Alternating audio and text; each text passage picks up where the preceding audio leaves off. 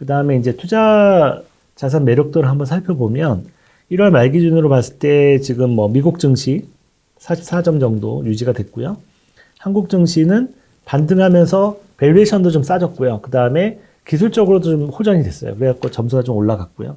하지만 아직도 50점 못 넘고 있죠. 그 다음에 채권 시장 같은 경우는 약간 이제 금리가 좀 떨어지면서 채권 메리트가 좀 올라가고 있어요. 그래서 49점 정도 되는데 이 정도면 50점이 넘어야 이제 분할 매수해서 이제 투자를 할 만한데 채권은 제가 저번에도 말씀드렸듯이 50점 기준으로 보시면 안 되고요. 한 70점 기준.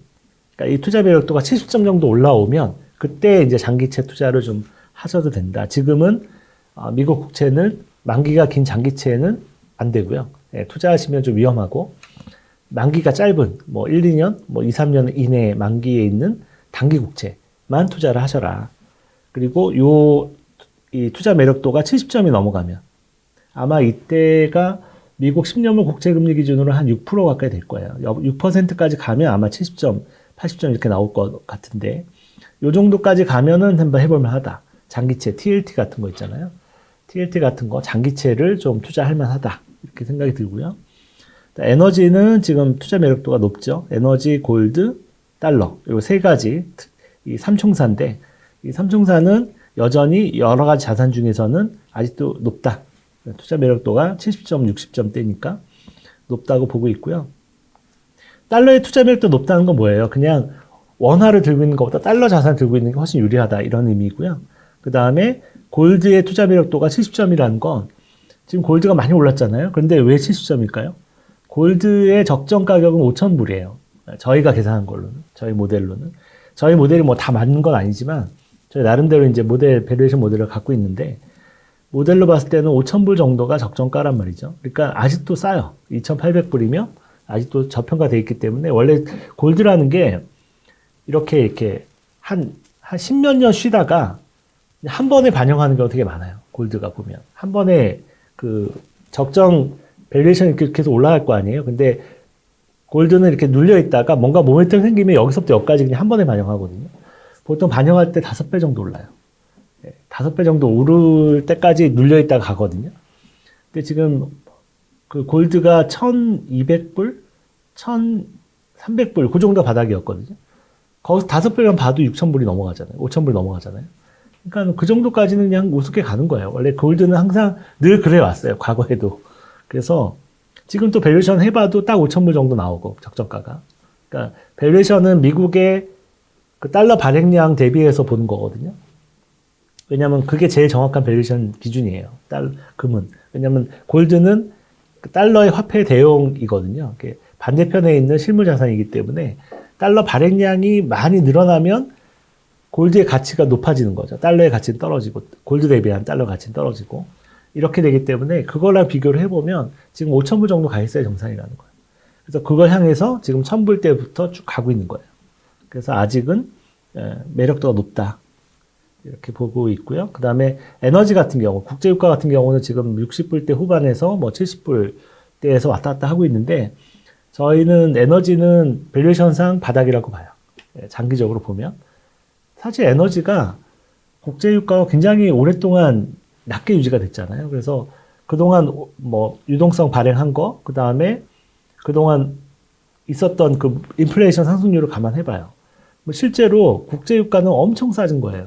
지금 예전 10년, 20년 전에 60불하고 지금 60불은 다르단 말이죠. 그래서 저희가 볼 때는 국제유가는 60불대가 거의 바닥인 것 같고요. 65불, 뭐 63불 이 정도가 완전히 바닥인 것 같고 저희는 적정가를 계산해보면 180불에서 200불 정도 나와요. 국제유가는. 근데 거기까지 언제 가느냐가 관건이에요. 언제 가느냐가. 근데 여러 가지 이제 저희가 이제 기술적인 거 이런 걸 봤을 때, 얼마 안 남았다. 그러니까 그 200불까지 가는 그 슈팅이, 그러니까 금처럼 이렇게 슈팅하는 게 제가 봤을 때는 빠르면 올해, 늦으면 내년 해가서 앞으로 5년 안에 아마 200불 정도를 찍지 않을까. 그 사이클이 한번 오고 있다. 그러니까 상승 사이클이. 골드가 먼저 왔고요. 그 다음에 에너지도 곧 올 거다라고 보고 있습니다. 그래서 저희가 이제 장기적으로는 에너지를 좋게 보고 있습니다. 부동산은 여전히 뭐 매력도가 10점밖에 안 되죠.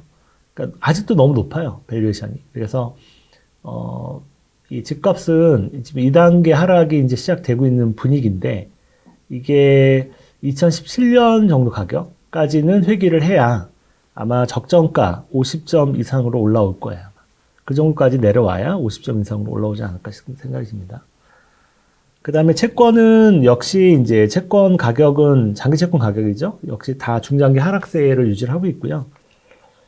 10년물 국채 금리는 저희는 6%까지 갈 거라고 보고 있기 때문에 지금 4.6인데 보고 있기 때문에 장기채 투자하시는 분들은 금리가 여기서 한 단계 레벨업돼서 한 6% 근접하면 그때부터 투자하시는 게 좋다 이렇게 말씀드리고 있고 그때까지는 그냥 단기채, 단기 국채만 투자하시는 게 좋지 않을까 생각이 듭니다. 유지를 하고 있고요.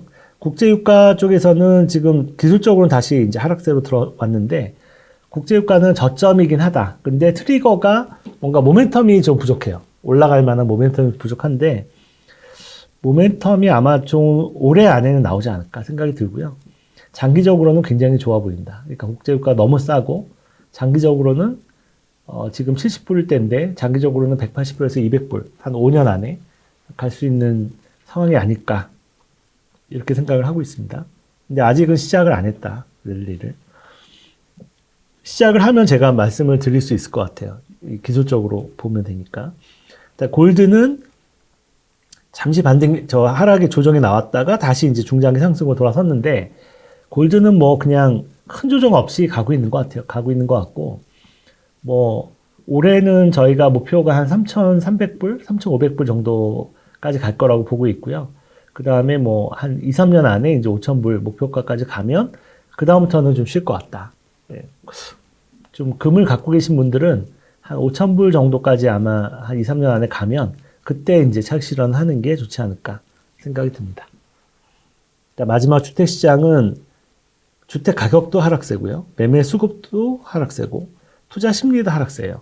그래서 이 세가 트리플 하락세이기 때문에 아직까지는 뭐 주택에 대한 내 집 마련이나 이런 부분들은 지금보다는 조금 더 뒤로 미루는 게 저희는 앞으로 한 3년 후에 하시는 게 좋을 것 같아요. 내 집 마련 하시는 분들은. 그리고 부동산 투자로 돈을 벌려고 투자 목적으로 부동산 사는 거는 저는 좀 안 했으면 좋겠어요. 이제 그 시대는 끝난 것 같아요. 과거 한 4, 50년간은 부동산으로 투자해서 버는 시대였는데 앞으로는 좀 그런 시대는 끝난 것 같아서 그냥 실수요 목적으로 내 집 마련하는 거는 뭐 한 3년 후에 좀 저점에 사시면 될 것 같고 그다음 투자 목적으로 하시는 거는 부동산은 이제 안 하시는 게 좋겠다. 왜냐면 인구 구조도 이제 본격적으로 이제 인구 구조가 바뀌잖아요. 어떤 일이 벌어질지 모르고 하기 때문에 투자 목적으로는 해외 투자를 하는 게 훨씬 낫다. 그러니까 글로벌 자산 배분 투자를 하시는 게 훨씬 더 좋은 위치고요. 국내에 대한 부동산 투자는 거의 끝나지 않았을까 시절이 이렇게 보고 있습니다. 기본적으로.